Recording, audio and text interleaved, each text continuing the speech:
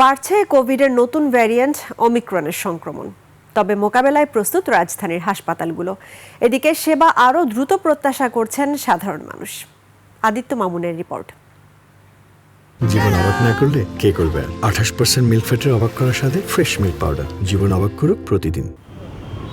দক্ষিণ এশিয়ার বিভিন্ন দেশে দ্রুতই ছড়িয়ে পড়ছে কোভিডের নতুন ভ্যারিয়েন্ট ওমিক্রন।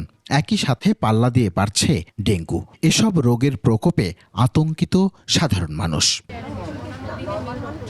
তারা বলছেন, গতবার কোভিডের হঠাৎ প্রাদুর্ভাব হলেও এবার যেন সেবা প্রাপ্তিতে বেগ পেতে না হয়। যাবতীয় অ্যাম্বুলেন্স সুবিধা এবং অন্যান্য সুযোগ সুবিধা থাকবে।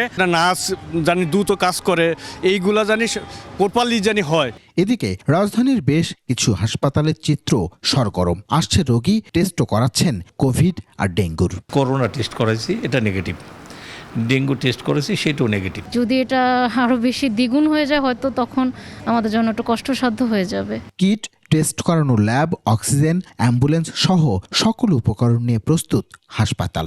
প্যাশেন্ট না থাকা সত্ত্বেও আমাদের কিন্তু সব ধরনের প্রিপারেশন অলওয়েজ ছিল, এখনো আছে। আমাদের যেরকম এভরিডে মোর দেন 100 র্যাট টেস্ট হচ্ছে এখানে। এখন পর্যন্ত NS1 অ্যান্টিজেন অ্যারাউন্ড 15,000 রয়েছে। সো আমাদের ডেঙ্গু টেস্টেও কোনো সমস্যা নেই। তবে হাসপাতালে যারা সেবা দেবেন, ল্যাবে যারা কাজ করবেন কিংবা টেস্ট করাবেন, তারাই চাকরি স্থায়ীকরণ ও বকেয়ার দাবিতে রাস্তায় নেমেছেন।